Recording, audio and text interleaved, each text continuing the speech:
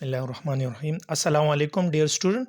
Today we are going to start lecture number 4 of chapter 1 for class 8 and 9, page 4 and 5 in book.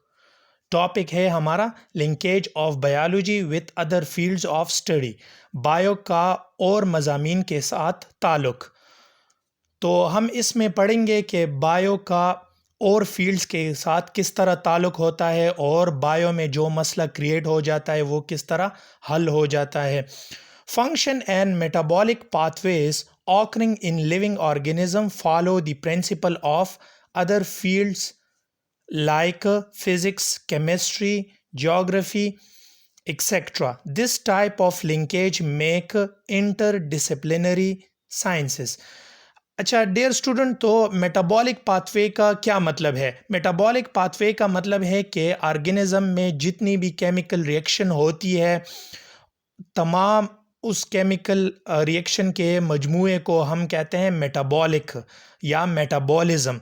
तो ये सारे जो इंसानों में जो एक्टिविटीज़ अंदर होती है वो हम और मज़ामीन के उसूलों के मुताबिक भी वो पढ़ते हैं। मसलन यहाँ पे है फ़िज़िक्स के ज़रिए भी हो सकता है, केमिस्ट्री के ज़रिए भी, जोग्राफ़ी। अब जोग्राफ़ी में क्या होता है? जोग्राफ़ी में डिस्ट्रीब्यूशन होती है कि मुख्तलिफ़ ऑर्गेनिज़म मुख्तलिफ़ जगहों पे रहते हैं। तो इसमें पहला हम स्टार्ट करते हैं बायोफिज़िक्स इंटरडिसिप्लिनरी का मतलब है कि किसी दो फील्ड्स के आपस में ताल्लुक़, यानी दो फील्ड आपस में मिल जाते हैं और वो फिर कोई काम सर अंजाम दे, वो कोई फिनोमेना तैयार करे या कोई और फंक्शन परफॉर्म करे। Study of biological phenomena plus problem using principles and techniques of physics. तो बायोलॉजी में कोई भी मसला वगैरह पेश आता है तो हम फ़िज़िक्स के उसूलों और तरीक़ों का इस्तेमाल करते हैं। Used in pharmacology mean the study of drugs.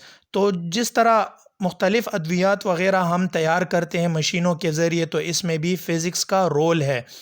Bio energetics का क्या मतलब है? हम कहते हैं bio energetics mean the transfer of energy from one form to another form is called bio energetic. किस तरह कि अब हमारे पास सोलर एनर्जी है, वो लेती है प्लांट तैयार करता है फूड वगैरह, हम कहते हैं फूड होता है केमिकल एनर्जी, और फिर जब हम इसको खाते हैं इससे बन जाता है मैकेनिकल एनर्जी, जो कि हम फिर मुख्तलिफ़ कामों में इस्तेमाल करते हैं। इसके साथ साथ फिर हीट एनर्जी भी लॉस होती है। तो ये था bio energetics. For example, photosynthesis follows the laws of physics during absorption of light. जिस तरह अब कोई भी पौधा वो फोटोसिंथेसिस करता है तो उसके लिए लाइट ज़रूरी है, तो हम फिर कहते हैं कि इतनी इंटेंसिटी के साथ लाइट आ रही है, इतना लेमडा है, इतना वेवलेंथ है, तो हम फिर ये पढ़ते हैं। दूसरी ये एग्ज़ाम्पल है कि आप लोगों ने शायद देखा होगा और फिज़िक्स में शायद पढ़ा होगा सीसा, या आप लिवर कहते हैं। तो ये लिवर हम अगर हम बायो में इसका रोल करें तो हमारे पास जो हमारे दोनों आर्म्स होते हैं, दोनों बाजू होते हैं, तो ये भी एक बैलेंसिंग का काम करती है। तो जिस तरह ये लिवर बैलेंसिंग का काम करती है, इस तरह यहाँ पे हमारे दोनों हाथ जो है ये भी एक बैलेंसिंग का रोल करती है। अच्छा, नेक्स्ट है biochemistry. Chemistry means the study of chemical, you can say, concerned with chemical reaction and processes that occur in organisms. जो भी केमिकल रिएक्शन ऑर्गेनिज्म के अंदर होते हैं, चाहे ह्यूमन है चाहे प्लांट्स है, तो वो हम बायोकेमिस्ट्री में लाते हैं। Structural analysis of organic compound that make up sales and nucleus. जिस तरह एक सेल है, खुलिया है, हम कहते हैं कि cell is the basic unit of structure and function of all organism. तो हम कहते हैं कि ये सेल किस चीज़ से बना है, फिर उसके अंदर जो न्यूक्लियस है वो किस चीज़ से बना है, तो ये सब ऑर्गेनिक कंपाउंड से बनता है। तो हम फिर उसके स्टडी को, या वो केमिकल जिससे बन जाता है ये सेल्स वगैरह, तो हम उसको फिर बायोकेमिस्ट्री में पढ़ते हैं। सच एज ڈی این اے ہمارے سیل کے اندر نیوکلس میں پایا جاتا ہے، اس کا سٹرکچر کچھ اس طرح ہوتا ہے، ہم اس کو کہتے ہیں یہ ہیلیکل سٹرکچر ہے.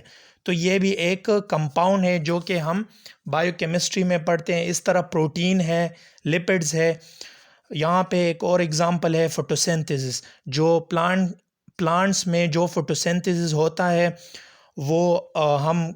وہ کاربن ڈائی آکسائڈ اور واٹر کی موجودگی میں گلوکوز بن جاتا ہے اور پھر یہ آرگینک فوڈ بن جاتا ہے. اس طرح تو ہم کہتے ہیں یہ ایک ریئیکشن ہوتا ہے جو کہ پلانٹس میں ہوتا ہے، تو ہم کہتے ہیں کہ یہ بھی ایک ریئیکشن ہے.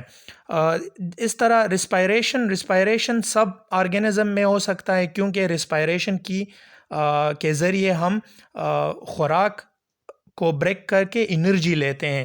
اس طرح یہ گلوکوز ہے C6H12O6 اور آکسیجن کی موجودگی میں یہ بریک ڈاؤن ہو جاتا ہے، کاربن ڈائی آکسائڈ پیدا کر دیتا ہے اور واٹر پیدا کر دیتا ہے، اور ساتھ میں 38 ATP وہ پیدا کر دیتا ہے، لیکن اس کے وہ 2 کنزیوم ہو جاتے ہیں تو ہم کہتے ہیں 36 ٹوٹل نیٹ ATP بن جاتی ہے. تو یہ وہ انرجی ہے جو پھر ہم مختلف ایکٹیویٹیز میں پرفارم کرتے ہیں. نیکسٹ ہمارا ہے geography, bio geography. Bio mean life, Jio مین ارتھ، گراف مین ریجن. تو یہ اس میں ہم وہ پڑھیں گے جو کہ مختلف ایریوں میں یا مختلف جگہوں پہ مختلف آرگنزم رہتے ہیں. ہم کہتے ہیں کہ ڈیزرٹ کے لیے، صحراؤں کے لیے الگ اینیملز ہے.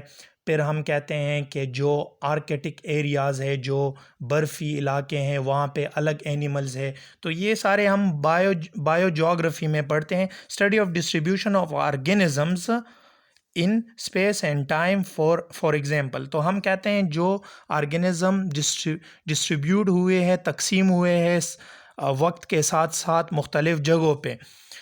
یہاں پہ ہے why polar bears are found only in certain parts of Arctic region. تو ہم پھر کہتے ہیں کہ جو پولر بیئرز ہے یہ برفی علاقے آرکٹک ریجن میں کیوں رہتا ہے، کیوں وہاں پایا جاتا ہے. یہاں پہ دوسرا ہے why malaria causing mosquitoes flourish in damp and warm areas. اور یہ جو ملیریا کاز کرتی ہے وہ ماسکیٹو کیوں گرم جگہوں پہ اور گندی جگہوں پہ رہتے ہیں. نیکسٹ ہمارا ہے بایو اسٹیٹسٹک اور biometry. Applications of statistical and mathematical formulas in study of biology.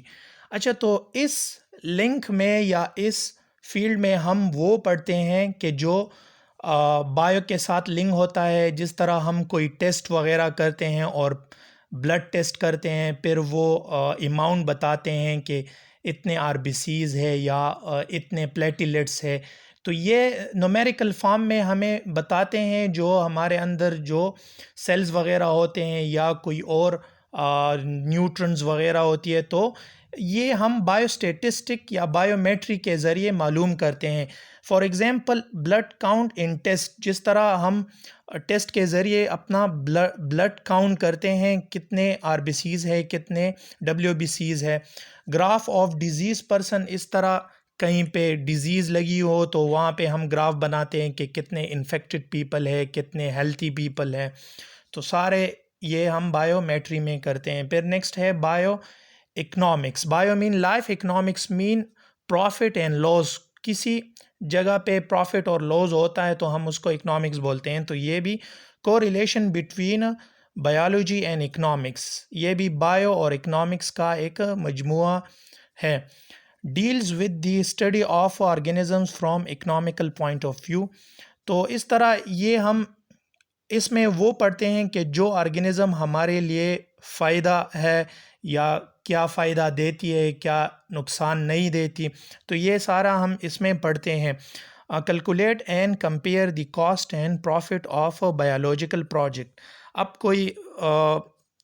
کوئی بھی فصل وغیرہ، کوئی بھی کسان فصل وغیرہ اگاتا ہے تو ہم پھر اس میں یہ اندازہ لگاتے ہیں کہ اس سال کتنا فصل ہوا ہے اور پچھلے سال کیا فصل ہوا ہے تو اس کا پروفٹ ہم کنسیڈر کرتے ہیں یا جو نقصان ہوا ہے، تو یہ سارے ہم بائیو اکنامکس میں پڑھتے ہیں. For example production of crops, جس طرح ایک فصل کی پیداوار وہ لیتے ہیں کہ مختلف پیداوار آتے ہیں، کبھی زیادہ ہوتی ہے کبھی کم ہوتی ہے، تو یہ ہم بائیو اکنامکس میں پڑھتے ہیں. تو ڈیئر اسٹوڈنٹ، آج کے لیے اتنا لیکچر تھا. ہوپ ہے آپ لوگوں کو سمجھ آ گئی ہوگی. انشاءاللہ پھر نیکسٹ لیکچر میں نیکسٹ ٹاپک پڑھیں گے. اللہ حافظ.